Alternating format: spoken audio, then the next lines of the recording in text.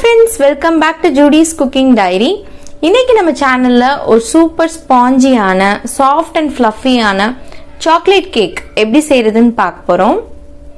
இந்த லாக்டவுனுக்கு நம்ம ஷாப்ஸ்க்கு போய் கேக் சாப்பிட்ற சிச்சுவேஷன்ல இல்லை. ஸோ வீட்லயே நல்லா ஈஸியாக குழந்தைங்களுக்கு செஞ்சு கொடுத்துடலாம். இல்லை பர்த்டேஸ்க்கு கூட இதை ஒரு பேஸ் கேக்காக யூஸ் பண்ணி டெக்கரேட் பண்ணிக்கலாம். இந்த குக்கரில் செஞ்ச கேக் சூப்பரான டெக்ஸ்சரோட எப்படி செய்யறதுன்னு பார்க்கலாம். வாங்க வீடியோக்குள்ள போகலாம். நீங்கள் நம்ம சேனலை ஃபர்ஸ்ட் டைம் பார்க்குறீங்கன்னா மறக்காமல் சப்ஸ்கிரைப் பண்ணிவிட்டு பக்கத்தில் இருக்கிற பெல் ஐக்கான் ப்ரெஸ் பண்ணிக்கோங்க. அப்போ தான் நான் போடுற வீடியோஸ் உங்களுக்கு நோட்டிஃபிகேஷனில் வந்து சேரும். இந்த கேக் பேட்டர் ரெடி பண்ணுறதுக்கு மேக்ஸிமம் 15 to 20 மினிட்ஸ்க்குள்ளே ரெடி பண்ணிடலாம். ஃபஸ்ட்டு நம்ம ட்ரை இன்க்ரீடியன்ஸ் எடுத்துக்கலாம். ஒரு ஜல்லடையில் 1.5 கப் மைதா, 1/2 கப் கொக்கோ பவுடர் எடுத்துக்கோங்க. நல்லா குவாலிட்டியான கொக்கோ பவுடர் எடுத்துக்கிட்டிங்கன்னா கேக்கோட டெக்ஸ்சர் நல்லா வரும். 3/4 டீஸ்பூன் அளவுக்கு பேக்கிங் பவுடர் சேர்த்துக்கோங்க. 1/2 டீஸ்பூன் பேக்கிங் சோடா சேர்த்துக்கணும். 1/2 டீஸ்பூன் அளவுக்கு உப்பு. இதெல்லாம் சேர்த்ததுக்கு அப்புறம் நல்லா மிக்ஸ் பண்ணிட்டு நல்லா சலிச்சு எடுத்துக்கோங்க. டைரக்டா நீங்க பவுல்ல சேர்த்து மிக்ஸ் பண்றதும் நல்லா தான் வரும். பட் இந்த மாதிரி செய்யறதுனால உங்களுக்கு நல்ல ஒரு பர்ஃபெக்டான டெக்ஸ்சர்ல கிடைக்கும் கேக்கு. ஸோ இப்போ நல்லா சலிச்சு எடுத்ததுக்கப்புறம் நம்ம வெட் இன்க்ரீடியன்ஸ் ரெடி பண்ண ஆரம்பிச்சிடலாம். அதுக்கு இன்னொரு பவுலில் 2 முட்டை எடுத்துக்கோங்க. முட்டைக்கு பதிலாக 1 டீஸ்பூன் ஃப்ளாக்ஸ் சீட்ஸை தண்ணியில் சோக் பண்ணி வச்சு அதை இது ரீப்ளேஸ்மெண்ட்டாக யூஸ் பண்ணிக்கலாம். இப்போ நல்லா பீட் பண்ணிக்கோங்க. நல்லா நுரைச்சி வருது பார்த்தீங்களா, அது வரைக்கும் நல்லா பீட் பண்ணி எடுத்துக்கோங்க. இதில் 1 கப் அளவுக்கு சுகர் சேர்த்துக்கிறேன். ஒயிட் சுகருக்கு பதிலாக நீங்கள் ப்ரௌன் சுகர் கூட சேர்த்துக்கலாம். இப்போ இதையும் சேர்த்துட்டு நல்லா ஒரு ஃப்ளஃபியான டெக்ஸ்சர் வர வரைக்கும் பீட் பண்ணி எடுத்துக்கோங்க.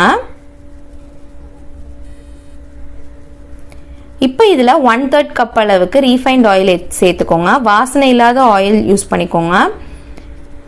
வெண்ணிலா எசன்ஸ் சேர்த்துக்கிறதுனால முட்டையோட வாடை எதுவுமே வராது. அதுக்காக தான் 1 டீஸ்பூன் அளவுக்கு வெண்ணிலா எசன்ஸ் சேர்த்துக்கோங்க. 1/3 கப் அளவுக்கு தயிர், லைட் புளிப்பான தயிர் சேர்த்துக்கோங்க. எவ்வளவு ஆயில் எடுக்கிறோமோ அதே கப்பில் தயிரையும் மெஷர் பண்ணி சேர்த்துட்டு நல்லா மிக்ஸ் பண்ணிக்கோங்க. வெட் இன்க்ரீடியன்ஸ் நமக்கு ரெடி ஆயிடுச்சு. இதில் பாதி அளவுக்கு ட்ரை இன்க்ரீடியன்ஸ் சேர்த்ததுக்கப்புறம் ஒரு ஸ்பேச்சுலா யூஸ் பண்ணி மிக்ஸ் பண்ணிக்கோங்க. விஸ்கோ இல்லை பீட்ரோ யூஸ் பண்ணி மிக்ஸ் பண்ணக்கூடாது. ஸோ அப்படி பண்ணிங்கன்னா நம்ம ரெடி பண்ணி வச்சுருந்த அந்த பபுள்ஸ்லாம் இருக்கும்ல, அதெல்லாம் பிரேக் ஆயிரும். அப்படி ஆயிடுச்சுன்னா உங்களுக்கு கேக் வந்து ஹார்டாக வந்துடும். ஸோ ஃபஸ்ட்டு பாதி அளவுக்கு மிக்ஸ் பண்ணதுக்கப்புறம் நம்ம காஃபி டிகாக்ஷன் சேர்த்துக்கலாம். 2 டீஸ்பூன் அளவுக்கு இன்ஸ்டன்ட் காஃபி பவுடரை 3/4 கப்பு நல்லா சுடுதண்ணியில் மிக்ஸ் பண்ணி ரெடியாக எடுத்து வச்சுக்கோங்க ஸ்டார்டிங்லேயே. ஸோ அந்த டிகாக்ஷன் சேர்த்ததுக்கப்புறம் நம்ம நல்லா மிக்ஸ் பண்ணிக்கலாம்.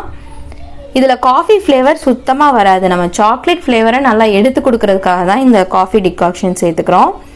ஒருவேளை உங்களுக்கு அது சேர்க்கறது பிடிக்கலன்னா 3/4 கப் அளவுக்கு லைட்டாக வெதுன்னு சுடுதண்ணி கூட நீங்கள் சேர்த்துக்கலாம்.